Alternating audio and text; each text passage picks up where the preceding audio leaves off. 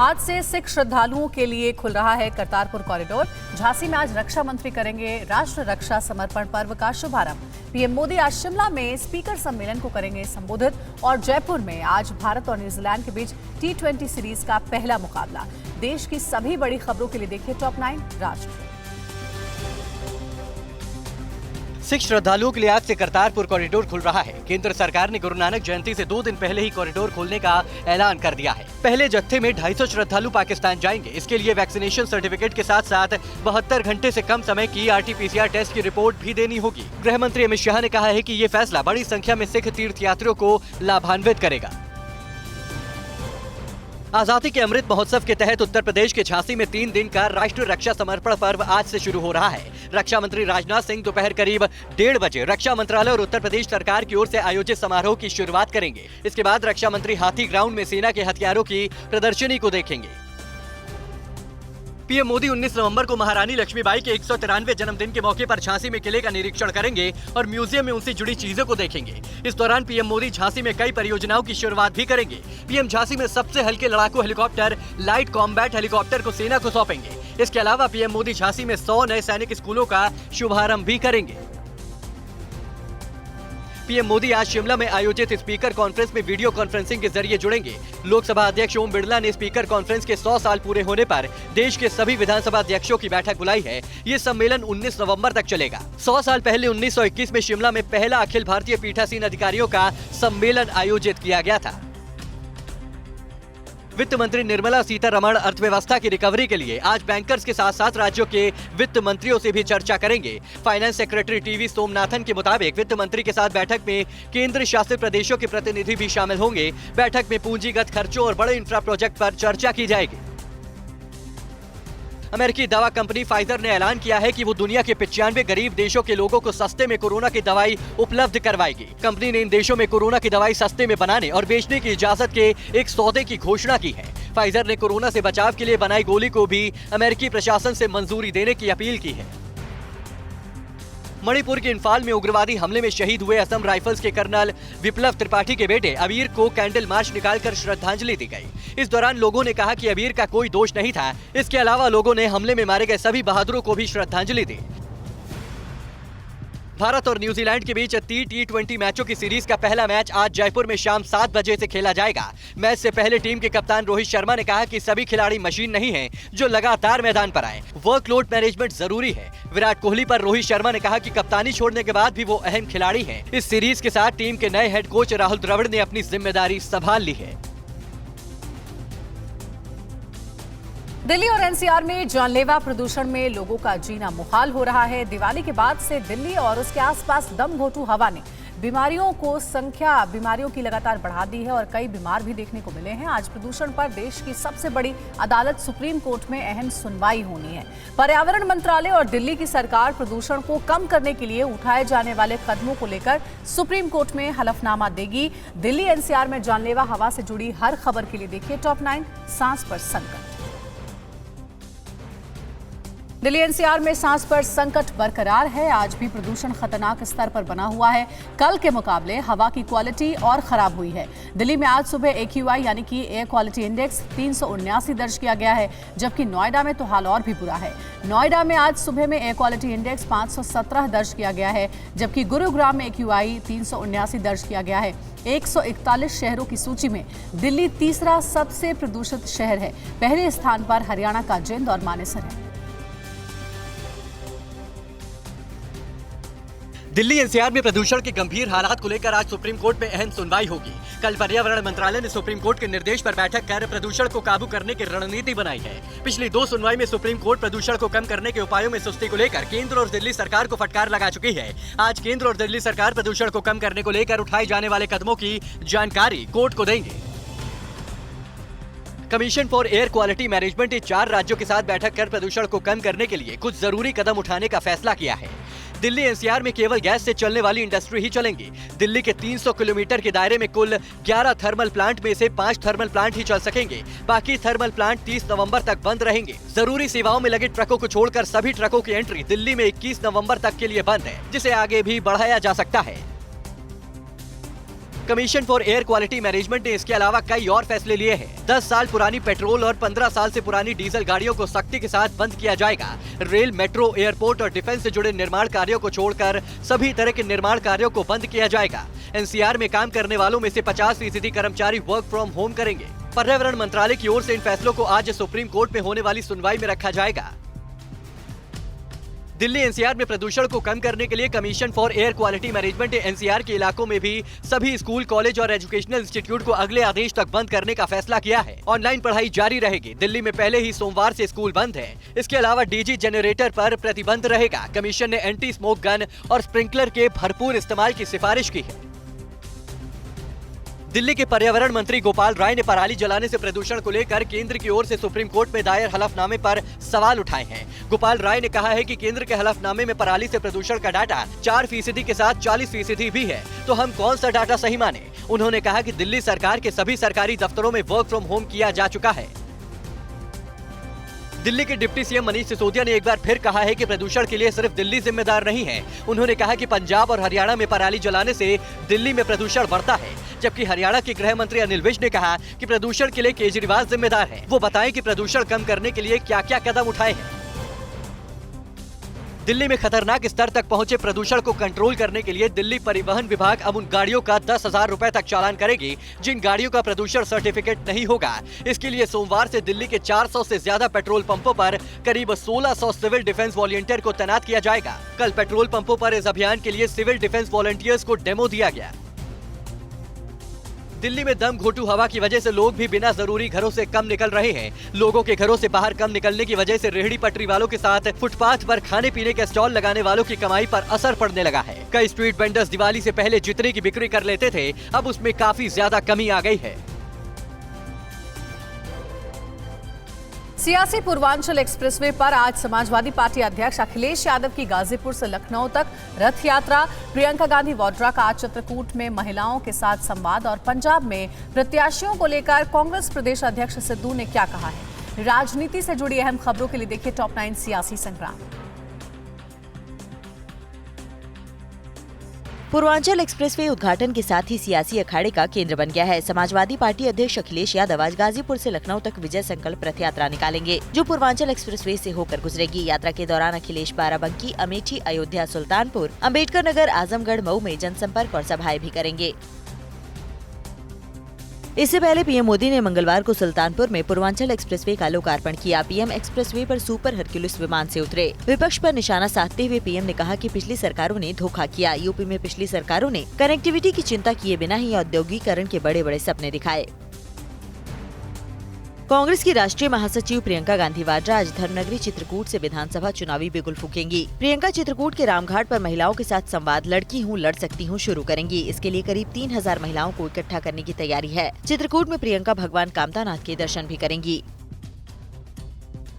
पंजाब प्रदेश कांग्रेस अध्यक्ष नवजोत सिंह सिद्धू ने मंगलवार को पार्टी मुख्यालय पहुंचकर दोबारा कामकाज संभाल लिया। इससे पहले सिद्धू ने सोनिया गांधी को भेजे खत में इस्तीफा वापस लेने की बात की थी और कहा था कि जब तक एडवोकेट जनरल को उनके पद से नहीं हटाया जाता तब तक वो पंजाब कांग्रेस भवन में अपना पदभार नहीं संभालेंगे। पंजाब कांग्रेस अध्यक्ष नवजोत सिंह सिद्धू ने चंडीगढ़ में एक प्रेस कॉन्फ्रेंस के दौरान कहा कि चुनाव में जीतने वाले प्रत्याशियों को ही टिकट दिया जाएगा। उनके मुताबिक मौजूदा विधायकों को टिकट देना है या नहीं, ये सर्वे से तय किया जाएगा। सिद्धू के मुताबिक जल्द ही पंजाब में संगठन का विस्तार किया जाएगा।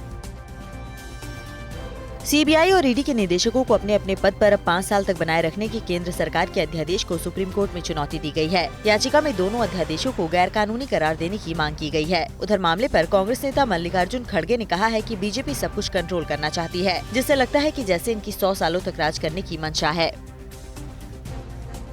राजस्थान के मुख्यमंत्री अशोक गहलोत ने मंगलवार को खुद ही शिक्षकों के तबादलों में पैसे के लेन देन का मुद्दा उठाया और कहा कि हमने सुना है कि तबादले के लिए कई बार पैसे खिलाने पड़ते हैं। इस पर वहां मौजूद शिक्षकों ने तेज आवाज में हाँ कह दिया। राजस्थान सरकार शिक्षकों के तबादलों में भ्रष्टाचार पर घिरती जा रही है। ममता बनर्जी अगले हफ्ते पीएम मोदी से मुलाकात कर सकती हैं। इस दौरान बीएसएफ का अधिकार क्षेत्र और राज्य के बकाये पैसे के मुद्दे पर चर्चा हो सकती है। टीएमसी ने पूछा है कि क्या बीएसएफ के जवान कानून व्यवस्था के मुद्दे सुलझाने में सक्षम हैं। सूत्रों की माने तो ममता 22 नवंबर को दिल्ली जा सकती हैं। भारत निर्वाचन आयोग के उप निर्वाचन आयुक्त डॉक्टर चंद्रभूषण कुमार ने उत्तर प्रदेश में होने वाले विधानसभा निर्वाचन संबंधी कार्यों की समीक्षा की। उन्होंने अधिकारियों को विधानसभा चुनाव को निष्पक्ष, स्वतंत्र, पारदर्शी और समावेशी ढंग से कराने के लिए अभी से पूरी तैयारी करने के निर्देश दिए। राजस्थान में कितना सस्ता हुआ पेट्रोल और डीजल, शराबबंदी की समीक्षा के बाद बिहार सरकार ने क्या नए निर्देश जारी किए हैं और कहां मंदिर की जमीन न देने पर पंचायत ने किया एक परिवार का सामाजिक बहिष्कार। राज्यों की बड़ी खबरों के लिए दिखाते हैं आपको टॉप 9 राज्य विशेष। राजस्थान के मुख्यमंत्री अशोक गहलोत ने मंगलवार को मंत्रिमंडल की बैठक में पेट्रोल डीजल पर वैट की दर को कम करने का फैसला लिया, जिसके बाद राज्य में पेट्रोल 4 रुपए और डीजल 5 रुपए प्रति लीटर सस्ता हो गया है। घटी हुई कीमतें बीती रात 12 बजे से लागू हो गई हैं। इस फैसले से राज्य सरकार को 3500 करोड़ रुपए सालाना नुकसान होगा। बिहार के मुख्यमंत्री नीतीश कुमार ने शराबबंदी कानून को लेकर मंगलवार को उच्च स्तरीय समीक्षा बैठक की, जिसमें सभी जिलों के डीएम, एसपी समेत सचिव और प्रभारी मंत्री शामिल हुए। बैठक में शराबबंदी कानून और सख्ती के साथ जारी रखने का फैसला किया गया है। शराब मिलने पर संबंधित एसएचओ और चौकी प्रभारी पर कार्रवाई की जाएगी। इसके साथ हर जिले में कानून की समीक्षा बैठक करने का भी फैसला लिया गया है। राष्ट्रपति रामनाथ कोविंद ने चंडीगढ़ में कल पंजाब इंजीनियरिंग कॉलेज के शताब्दी समारोह में हिस्सा लिया। इस दौरान छात्रों को संबोधित करते हुए उन्होंने कहा कि पेक के पूर्व छात्र कामयाबी के शिखर पर है। राष्ट्रपति के मुताबिक शिक्षण संस्थानों को आगे ले जाने के लिए इनोवेशन, रिसर्च और डेवलपमेंट जरूरी है। मध्य प्रदेश की भिंड पुलिस ने ई-कॉमर्स वेबसाइट के जरिए गांजा तस्करी के मामले में कंपनी के वकीलों ने भिंड के एसपी से मुलाकात की और जांच में पुलिस का पूरा सहयोग करने की बात कही है। पुलिस ने रविवार को इस मामले में 2 आरोपियों को गिरफ्तार किया था। पकड़े गए आरोपियों से 20 किलो गांजा भी जब्त किया गया था। मध्य प्रदेश के गुना में मंदिर के लिए जमीन न देने पर पंचायत ने एक परिवार का समाज से बहिष्कार कर दिया। परिवार पर किसी भी शादी, अंतिम संस्कार में शामिल होने पर भी रोक लगा दी है। समाज के दूसरे लोगों से भी उनसे संबंध रखने पर मना कर दिया गया है। पीड़ित परिवार ने जन सुनवाई में कलेक्टर को इसे लेकर शिकायत दी। प्रशासन ने जांच के बाद कार्रवाई के आदेश दिए। उत्तर प्रदेश के गाजियाबाद के कौशाम्बी में पंचमढ़ी टावर की 4वीं मंजिल में अचानक आग लग गई। सूचना मिलने पर मौके पर पहुंची फायर ब्रिगेड की कई गाड़ियों ने आग पर काबू पाया। आग लगने के कारणों का फिलहाल पता नहीं चल पाया है। आग लगने के बाद एहतियातन पूरे पंचमढ़ी टावर की बिजली काट दी गई। जम्मू में संक्रमण दर में बढ़ोतरी के मद्देनजर डीडीए में आज रात 10 बजे से सुबह 6 बजे तक रात्रिकालीन कर्फ्यू लगाने का फैसला किया है। कोविड-19 संक्रमण दर में बढ़ोतरी की वजह से ये फैसला लिया गया है। जम्मू कश्मीर में अब तक 3,34,000 से ज्यादा कोरोना के मामले सामने आ चुके हैं और 4,453 लोगों की कोरोना के चलते मौत हो चुकी है। केरल में कोरोना मामलों की रफ्तार तो कम हुई, लेकिन चिंता की बात यह है कि राज्य में वैक्सीन की दोनों डोज लगवा चुके लोग फिर से कोरोना संक्रमित हो रहे हैं। राज्य की 95% आबादी को वैक्सीन का सिंगल डोज और 60% लोग दोनों डोज लगवा चुके हैं। केस में कमी के बावजूद अभी भी पूरे देश में सबसे ज्यादा मामले केरल में ही आ रहे हैं। पंजाब में कोरोना के मामले फिर से बढ़ सकते हैं। एक अनुमान के मुताबिक पंजाब में इसी महीने के अंत तक 300% से ज्यादा तेजी से बढ़ सकते हैं। पिछले 2 महीने से पंजाब में कोरोना के मामलों में कमी देखी गई थी। वहीं जयपुर के एसएमएस स्कूल में 2 छात्रों के कोरोना पॉजिटिव पाए जाने के बाद स्कूल को बंद कर दिया गया है। संयुक्त राष्ट्र में कश्मीर का मुद्दा उठाने पर भारत ने पाकिस्तान को जमकर लताड़ा है। भारतीय प्रतिनिधि ने पाकिस्तान से पीओके को भी जल्द खाली करने को कहा है। सीमा पर चीन और पाकिस्तान की हिमाकतों को मुंह तोड़ जवाब देने के लिए वायुसेना को कौन सा हथियार मिलने वाला है और कैसे नौसेना की क्षमता भी पहले से ज्यादा मारक होगी। पड़ोसी मुल्कों की साजिशों से जुड़ी तमाम बड़ी खबरों के लिए देखिए टॉप 9 दुश्मन चीन पाक। संयुक्त राष्ट्र सुरक्षा परिषद में कश्मीर का मुद्दा उठाने को लेकर भारत ने पाकिस्तान को करारा जवाब दिया है। स्थायी मिशन में भारत की काउंसलर और कानूनी सलाहकार डॉक्टर काजल भट्ट ने कहा कि जम्मू कश्मीर और लद्दाख का पूरा केंद्र शासित प्रदेश हमेशा से भारत का एक अविभाज्य हिस्सा था और रहेगा। इसमें वो क्षेत्र शामिल हैं जो पाकिस्तान के अवैध कब्जे में हैं। पाकिस्तान तुरंत अवैध कब्जे वाले इलाके खाली करे। पाकिस्तान ने G4 सदस्य देशों भारत, ब्राजील, जर्मनी और जापान के संयुक्त राष्ट्र सुरक्षा परिषद में स्थायी जगह पाने के लिए चलाए जा रहे अभियान पर अपना विरोध दोहराया है। यूएनएससी में पाकिस्तान के स्थायी दूत मुनीर अकरम ने कहा कि संयुक्त राष्ट्र में विशेषाधिकार के नए केंद्र बनाने का कोई औचित्य नहीं है और नए स्थायी सदस्य जोड़ने से पक्षपात बढ़ेगा। चीन और पाकिस्तान अब भारत के खिलाफ कोई हिमाकत करने से पहले कई बार सोचेंगे। भारतीय वायुसेना स्वदेशी fighter jet light combat aircraft Tejas की मारक क्षमता को बढ़ाने जा रही है। इसके लिए फ्रांस से हैमर मिसाइल का ऑर्डर दिया गया है जो तेजस में तैनात होंगी। ये चीन और पाकिस्तान की फाइटर जेट JF-17 से ज्यादा मारक होगा और युद्ध जैसे हालात में पलक झपकते ही 70 किलोमीटर दूर दुश्मनों के बंकरों को तबाह कर देगा। दुश्मन देश चीन और पाकिस्तान की साजिशों को माकूल जवाब देने के लिए भारतीय नौसेना को और ताकतवर बनाया जा रहा है। भारतीय नौसेना को इसी महीने खतरनाक हथियारों और सेंसर से लैस युद्धपोत मिलने वाला है। रक्षा मंत्री राजनाथ सिंह 21 नवंबर को विध्वंसक INS विशाखापत्तनम और INS वेला को नौसेना को सौंपेंगे। इन दोनों के नौसेना में शामिल होने से समंदर में दुश्मन की हर चाल नाकाम होगी। रूस के air defence missile system S-400 की खरीदारी के बाद भारत सरकार ने चीन और पाकिस्तान से अपनी सीमाओं की सुरक्षा के लिए अमेरिका से खास MQ-1 प्रेडेटर B ड्रोन की 30 यूनिट को खरीदने की हरी झंडी दे दी है। अगले महीने दोनों देशों के बीच मंत्री स्तरीय बैठक से पहले इस ऑर्डर पर मुहर लग सकती है। MQ-1 प्रेडेटर B ड्रोन को पकड़ने में चीन और पाकिस्तान के रडार भी फेल होंगे। LAC पर विवाद के बीच चीन भारतीय सीमा से लगे इलाकों में पैसे देकर लोगों को बसाने में जुटा है। एक रिपोर्ट में दावा किया गया है कि चीन LAC से लगे इलाकों में 600 गांवों को बसा रहा है। रिपोर्ट में बताया गया है कि पैसे के लालच और बेहतर सुविधा होने के वादे की वजह से चीनी नागरिक भी यहां बसने को तैयार हो रहे हैं। चीन बड़ी साजिश के तहत ही यहां गाँव बसा रहा है। चीन ने अपने पूर्व टेनिस स्टार पेंग शुआई की गुमशुदगी पर चुप्पी साध ली है। चीन के पूर्व उप प्रधानमंत्री झांग गाओली पर छेड़छाड़ और जबरदस्ती करने का आरोप लगाने वाली पूर्व विंबलडन और फ्रेंच ओपन डबल्स की विजेता रही पेंग शुआई पिछले कई महीनों से गायब हैं। हालांकि चीन में इस तरह से आवाज उठाने के बाद लापता हो जाने वाली वो पहली शख्सियत नहीं है।